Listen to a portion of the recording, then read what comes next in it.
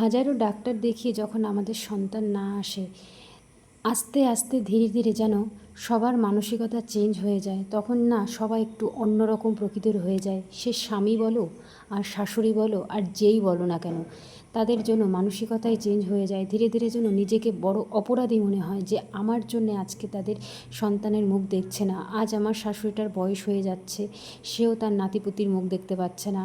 হাজব্যান্ডের বয়স যেহেতু বাড়ছে, স্বাভাবিক আমারও বয়স বাড়ছে। যখন কোনো কিছুর প্রেক্ষিতে কোনো কিছু না হয় না, তখন না সত্যি নিজেকে দোষারোপ ছাড়া কিছু মনে হয় না যে আমি হচ্ছে বড় অপরাধী।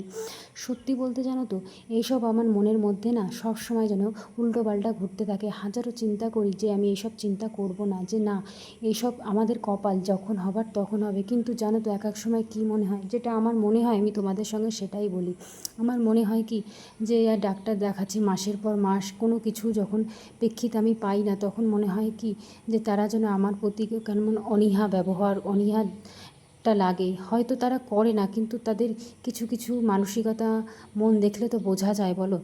যাই হোক, তারা হয়তো আমাকে না বললেও তারা ভালো, আমি বলছি না তারা খারাপ। কিন্তু কি বলো তো, মানুষের একটা দিক জানো তো, একঘেয়েমি হতে থাকলে না তখন তার জন্য একই রকম লাগে দেখতে, তার মানসিকতা চেঞ্জ হয়ে যায়।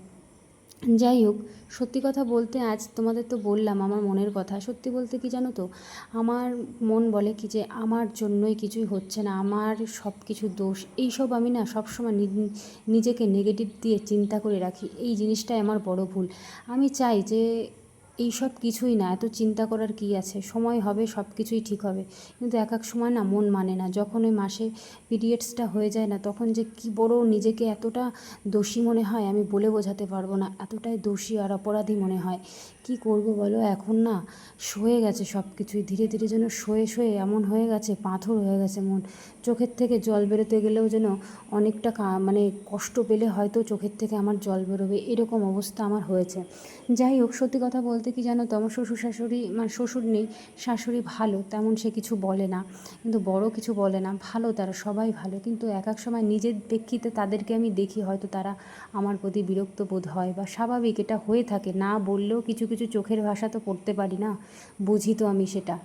যাই হোক, তোমাদের সঙ্গে তো বললাম, কিছু মনে করো না। আমার সত্যি বলতে সেদিক দিয়ে হয়তো আমার কপালটা ভালো যে আমার শ্বশুর শাশুড়ি ভালো, আমার বর ভালো, তারা হয়তো আমাকে কিছু বলে না।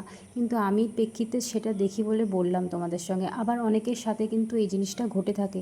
কেউ শাশুড়ি শ্বশুর এতটাই অপব্যবহার করে, স্বামী ব্যবহার করে, খুব বাজে ব্যবহার করে, যেটা সহ্য করা যায় না। ওই পরিস্থিতির ফেসে যখন তারা একটা সমস্যা নিয়ে ভুগছে, তখন যখন মানসিক দিক দিয়ে তারা ওই চিন্তায় থাকে, তারপরে যদি মেন্টাল প্রেশার পড়ে তাদের, তাহলে কতটা কষ্ট হয় বুঝতে পারছো। আমার মতো অনেক মেয়েরা, হাজারো মেয়েরা আছে, আমি জানি। আমি শুধু যে আমার ক্ষেত্রে আমি বলছি না, এখানে আরও হাজার হাজার মেয়েদের কিন্তু পারিবারিক সমস্যা অনেক থেকে যায়। শুধু একটা কথাই তাদের আমি বলবো, সত্যি তোমরা ভেঙে পড়বে না। আজ কিন্তু আমিও, হয়তো আমার কোনো কিছুই নেই, কিন্তু তার মধ্যে আমি কষ্ট পাই, পেতে থাকি সব সময়। কিন্তু কি বলো তো, ভাঙলে না হবে না, জানো তো। নিজের মনকে শক্ত রাখতেই হবে, কিচ্ছু করার নেই। আজকে না আমি কষ্ট পেতে পেতে ভাঙতে ভাঙতে আজকে এত দূর গড়িয়েছি। হয়তো 6 বছর, কেউ 10 বছর হয়, যার যার জায়গায় শেষে আছে, কিন্তু যার জায়গায় সেই বোঝে, তাই না। এই পরিস্থিতির ফেসে 6 বছরের জায়গায় মনে হয় কি 6 যুগ চলে গেল আমার, তাই না। একটা সন্তান নেওয়ার জন্য এত ডাক্তার দেখেও কোনো কিছু হচ্ছে না, একটা মাথার মধ্যে ঘুরতেই থাকে। যাই হোক, তোমাদের যেটা আমি বলেছিলাম, অনেক কিছুই বললাম। আজ আমার অনেক সমস্যাই ছিল, ঠাকুরের ইচ্ছায় অনেক সমস্যায় কমে গেছে। এখন যে ডাক্তার দেখাচ্ছি, আমার এই কানের জন্য আমি 2 মাস আবার ডাক্তার দেখাতে পারিনি। আমার জানো তো শুধু বাধা আসে, শুধু বাধা। আমি যে মাসে বাচ্চা কাচ্চা নিতে যাই, সেই মাসে আমার হয় ঠান্ডা লাগবে, না বড়ের একটা সমস্যা হবে। চারিদিকের বাধা আসলে কি করে সম্ভব বলো। আমার কপালটা এমনই না, আমি এক এক সময় নিজেকে বলি হয় বাধার জন্যই আমার কপালে কিছু হয় না। যাই হোক, তোমাদের যদি এরকম সমস্যা থাকে, বলবো তোমরা ডাক্তার দেখাও আমার মতোই। আমি কিন্তু কিছু কিছু দিন ডাক্তার না দেখাইনি, এই জিনিসটা আমার ভুল হয়েছে, জানো তো। এবার ভুলের কথা কি বলবো, নিজের দোষ না, এটা কপালই আমার। আমি যখনই ডাক্তার দেখাতে যাই আমার একটা সমস্যা হয়, কোনো না কোনো কারণে 1 মাস 2 মাস গ্যাপ যায়। ওই গ্যাপটা রাখাই যাবে না। কন্টিনিউয়াস 6 মাস দেখাও, যখন কোনো কিছু হবে না তখন তুমি 1 মাস বন্ধ রাখলে ঠিক আছে, কিন্তু ডাক্তার দেখানো না বন্ধ করা যাবে না, জানো তো। তো যাই হোক, আমার তো অনেক ঝড় টর গেছে জীবন থেকে, কি বলবো, আমি অনেক দিন বন্ধ রেখেছিলাম।